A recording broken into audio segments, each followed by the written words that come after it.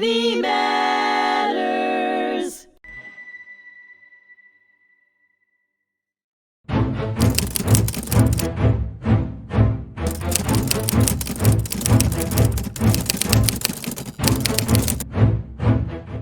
Hello, and welcome back to History Repeats on HMTV. I'm your host again, Liam Carballal, and joining me again is Richard Acritelli. Good to see you, Liam. Rich, we were just talking about the Bataan Death March and the lead up to it. If you would like to continue. Sure. What you see is an unconditional surrender. Yep. So we look at unconditional surrender as you put your guns down, you follow our rule to a certain degree, and we're done with all this here. That's it. Yep. You heard President Trump say this week with Iran, unconditional surrender. We're not giving you any accommodations. We're not giving you any, thing to help you out or so on. Okay. But his unconditional surrender, what he was talking about this week, is completely different than the unconditional surrender that the Japanese had done in 1942 in the Philippines there. How so? They felt as though that the Americans surrendered. It was unconditional, so therefore they could do anything to them, and nobody was going to say a word about it. Yep. That they were nowhere did they have the ability to dictate how their men were going to be cared for, okay, or not cared for. And the American military was in a tough spot, very tough spot. During the Bataan Death March, you always see as officers being up here, right? Because that's just the chain of command. That's just the rank system. And then you see the NCOs and the privates and so on, okay? There was one general that got a car ride to Camp O'Donnell. The rest of them walked. And they were in no better shape than the privates, than the guys that just got done fighting and so on. We spoke about this bottle of water right here. Yep. Okay, you look at like the caribou that were in the water that was off the roads. Some of the Japanese, if you went in there and you were drinking that water, which is filthy, it's dirty, there's parasites, there's, all kinds of stuff in there. Okay, the Japanese still bayoneted you if you went in there. At other times, they let you go in there and they made fun of you as you were in there with these wild animals and you were competing with them for that filthy water. Okay? And what you're looking at is just a brutal way. They basically kicked us while we were down. So now what some American soldiers figured out very quickly in the march was if you fell out, you were dead. Okay? They decapitated colonels. They cut their heads off. Literally, the road was littered with American heads. So you're here, a soldier, you're marching, you're seeing the head on the ground of one of your friends. You have the heat. If you don't have a hat on, in that oppressive heat, it'd make you delirious. You don't have any food, you don't have any water, you don't have any rest. And chances are you might have malaria, you might be sick with something. So now what do American soldiers say? If you stop, you're dead. If you lean over, you're dead. If you're on the outside of the marching, you're too close to the guards. And they were basically killing people at will. So the best thing to do was be in the middle of the group, the middle of the marchers. And what they started doing was tying belts to each other to kind of pull each other along. And, it's amazing in the face of complete military destruction at that point for the American military forces there. Okay. Some of the Filipinos took off. They're Filipinos. They go back into local villages. They take their uniforms off. They try to go back into circulation itself there. You get some Americans that are going to, go into the jungle and end up conducting guerrilla warfare. All right, they'll link up with some of the Filipinos itself there. Some of the Filipino scouts, right? But most of the soldiers, they were stuck. It was a bad way for them there.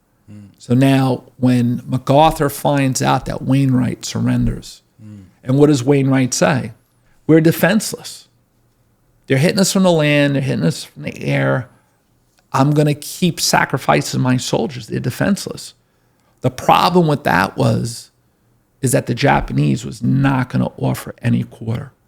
At the end of World War II, the irony was amongst American prisoners of war that you were still in better hands with the Germans than if the Soviets were coming. Because if the Soviets were coming in from the east, they were taking Americans or Allied soldiers and holding them as poker chips. They were sending you the long way around, right? Yeah. The officers, they kind of knew the end was coming near. Just hold out. Our forces are nearby. You could hear the tanks and artillery, and you could see the planes and stuff like that. The Japanese were so far away from any resemblance of American power. You know, Doolittle attacks Tokyo. That was more of a psychological blow to say that we can hit you. But was it an incessant attack night after night after night? No. Most of those guys crash landed in China. Okay, in some ways, the attack was almost seen as a failure, but the success was we can hit. Okay, we can hit you. All right, and there's no reinforcements. The officers are just left there. I kind of wonder how Eisenhower felt, because he was being a realist, saying we're going to lose these materials. We don't have that much to give to really a losing cause. It's impossible. Where he knew a lot of those officers that were over there. And he knew, you know, some of those, you know, even the Filipinos that were there as well. He was there for maybe 4 or 5 years, Eisenhower. So he kind of knew that area. And then MacArthur gets the Medal of Honor. He gets it. His father gets it during the Civil War. And then Teddy Roosevelt will get it 100 years after San Juan Hill and everything, right? And then his son gets it at Normandy. But he was furious that Wainwright surrendered. Furious. And he goes, we had nothing. They were going to overrun us at some point. But I don't know, maybe the devil you know is better than the devil that you don't know. I don't. It's tough because the Japanese, they didn't really want to care for us. They didn't want to give us any food or anything. You know, you have American airmen, and I'm not saying it was like Disneyland for American airmen. It wasn't, okay?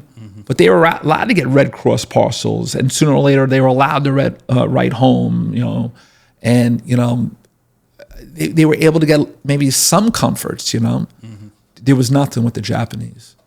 Nothing at all. And that got through American lines. And as American soldiers end up getting back into Australia and New Zealand to protect those supply lines, to get into Guadalcanal, they're going to realize that for your own. And there's that picture that's circulated of the Australian soldier getting his head decapitated by a Japanese officer with a sword, like he's swinging an axe. Famous image. And they end up saying, this is what's going to happen to you if you surrender. So can you imagine being a soldier, and that's always in the back of your mind, that this is what could happen to you? All right. And then a lot of Vietnam veterans saw that in Vietnam with the conduct of the Viet Cong and the North Vietnamese. You know, there was no quarter given. There was nothing. And a lot of that, you always hear racism in this country, right? It's a little bit of a reverse racism, because they're seeing the white soldiers being vulnerable, or the Caucasian soldiers being vulnerable, you know, at that time there. Yeah. Now, what percentage would you say the Bataan Death March made it out of there?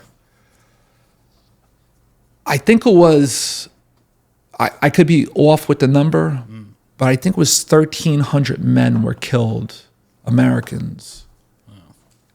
So that's just Filipinos were killed. They don't really have a number, an exact number on the amount, because the Japanese were so brutal.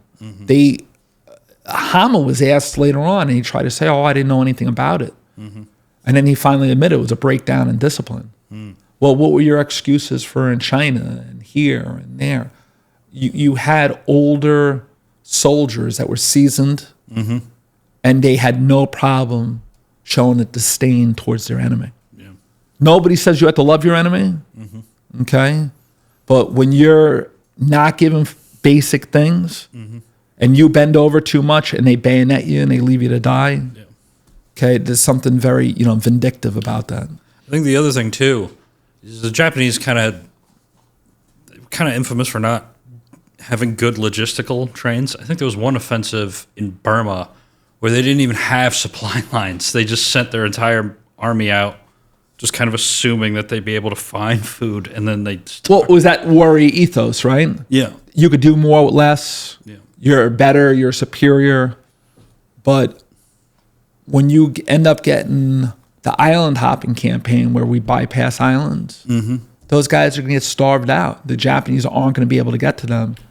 And they were spread out so thin. If you look at, the Pacific, in the opening biography part of the Pacific, you have Tom Hanks speaking, and you see the rising sun going from two of the Alaskan islands down towards Guadalcanal and out towards India.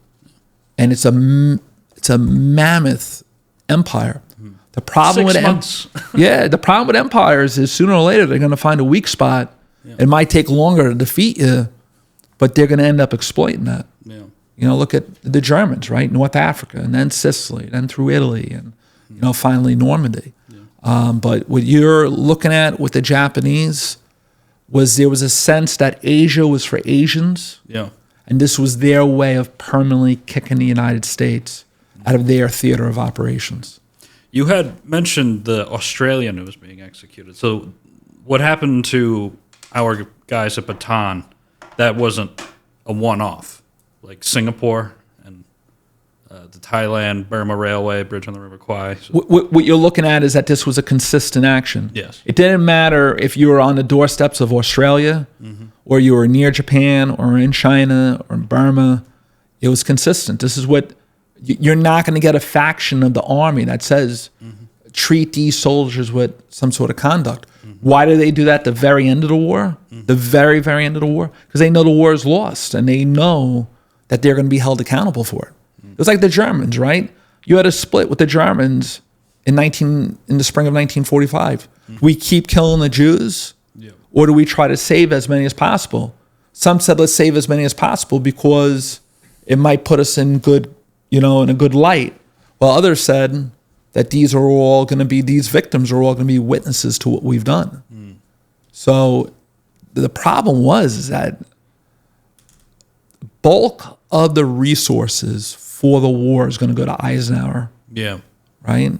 Europe first. You keep Japan at bay. You do what's necessary over there.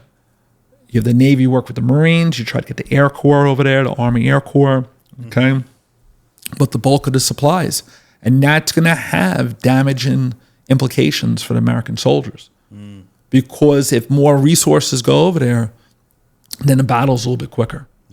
All right? I think we had mentioned briefly the hell ships. So not all prisoners who were taken on Bataan, they stayed in the Philippines. Some were brought back to Japan. Correct? Yeah, some were sent to different areas for various reasons, used as slave labor. They were brought to other camps, maybe where there was maybe more food or resources. You have all these thousands of soldiers near each other. If they start breaking out, they could be seen as being very dangerous. It's not like when Cabanatuan was taken in early 1945, right? When you're looking at is like those guys are skin and bones. They had to have ox carts to grab some of those men who couldn't walk. Okay, so the hell ships. There's an irony to all this here. The U-boat is used off of our coast by the Germans because the American and British navies were far more superior than the German naval, right? The Navy itself. The Japanese Navy was stronger around there, okay? The smoke is still in Pearl Harbor, You have Midway, right, which is going to slow down any advances. It's going to kind of put a halt to it, right? We used our U-boats, our American submarines, like the Germans used theirs. Yeah. Sink the shipping. But they didn't use the Japanese. They never developed convoys, so it was even worse for them than it was for us. But what you're looking at is that they don't mark their ships with like a red cross. There's nothing to show that you have American prisoners of war. Yeah. So like you said, you see a couple of ships, your American submarine, all right, we could take this stuff out. These might be supply ships going back and forth to the Philippines. You have Americans that are, in the ship itself. It's extremely hot.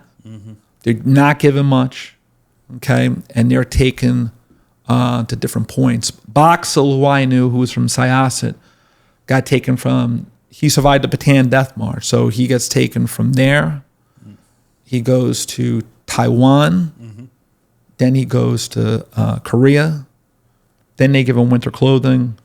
Then he takes a train from Korea to Mukden, Manchuria, which was in, I guess, Manchukuo there. Yep. And he's there until the Soviets, liberate him in August of 1945. So he's there for about 2.5 years. He's there for a long time. And then what ends up happening is he worked for an American shipping firm. I believe it was an American shipping firm. And he ends up going to Japan. And they ask, how do you know Japanese so well? Well, I was formerly a guest of your emperor for 2.5 years, which is amazing. Yeah.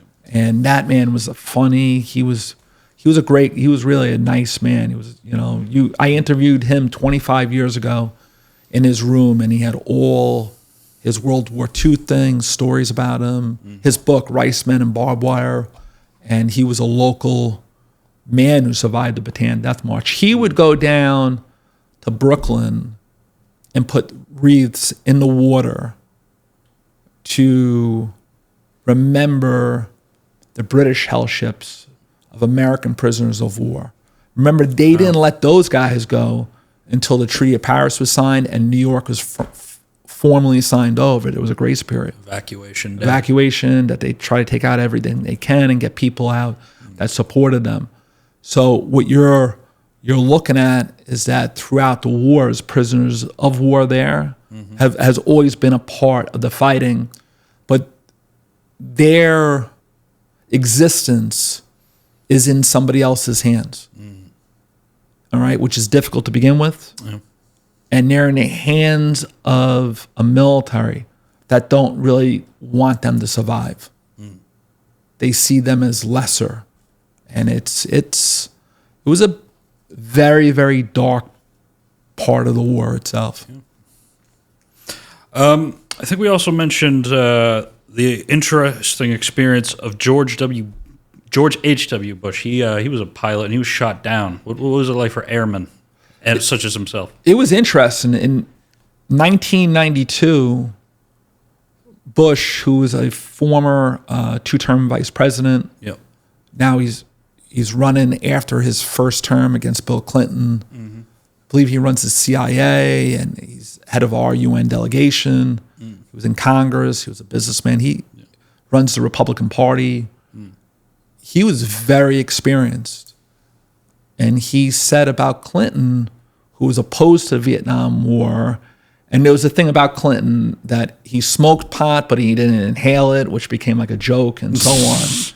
So you have these two different parallels, right? And they end up becoming very close with each other, believe it or not. When Clinton gets out in 2000, both men are very close, right? But the thing is that Clinton ends up saying, or George H.W. Bush says, there are two different men here.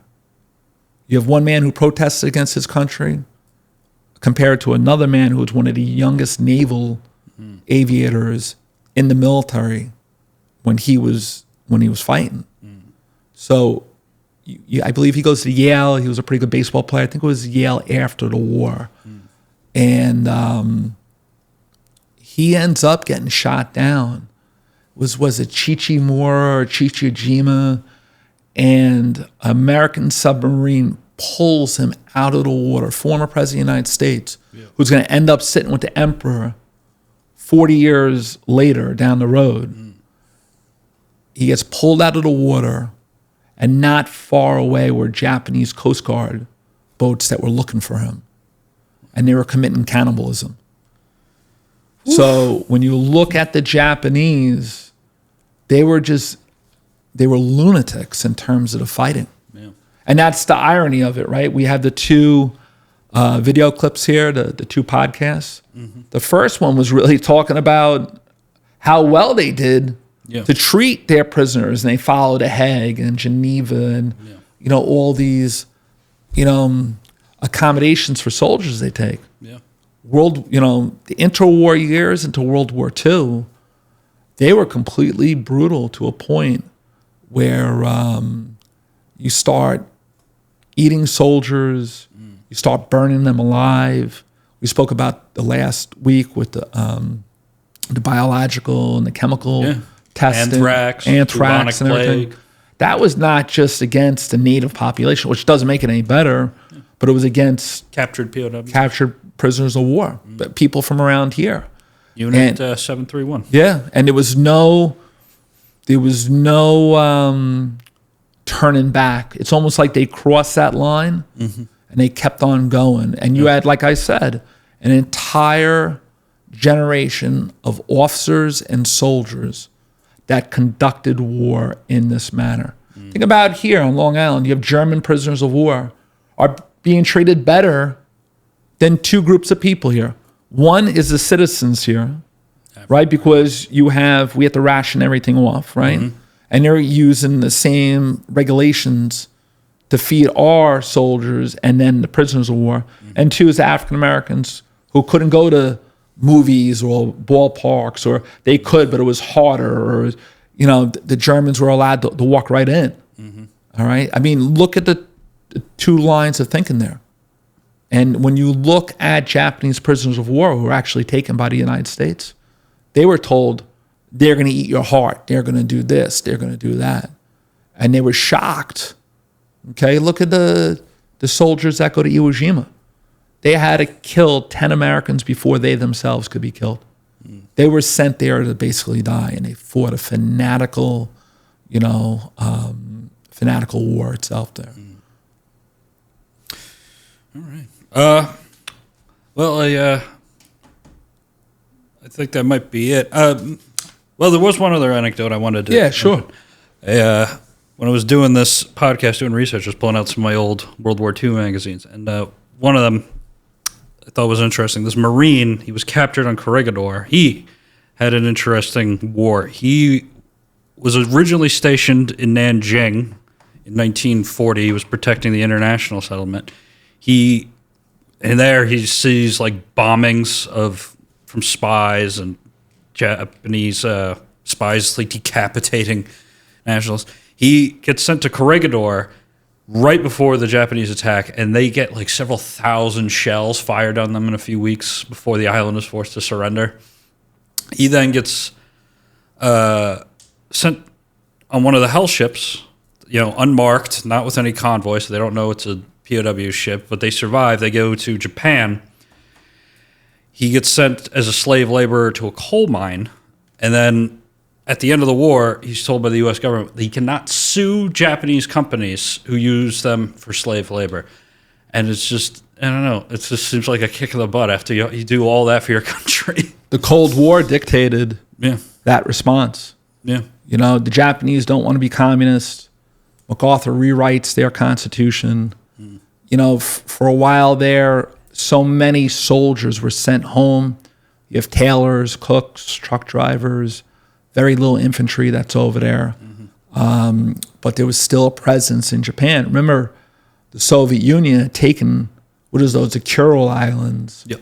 And to this day, they want them back. Yeah. And it was very similar to us with the Germans, where if they could help us after World War II, we took that help, and we turned a blind eye towards a lot of bad situations that occurred. It was just, it was a rough time. It was a very dark time for American military because 9 out of 10 German soldiers were killed by the Soviets. 9 out of 10 Japanese soldiers were killed by us. But we fight in the two theaters. Yeah. The Soviets come in very late. I mean, that should have never have happened. But FDR wanted them there, and then Truman wants them there to save American lives. But the die was already cast for the Japanese. And it's, they're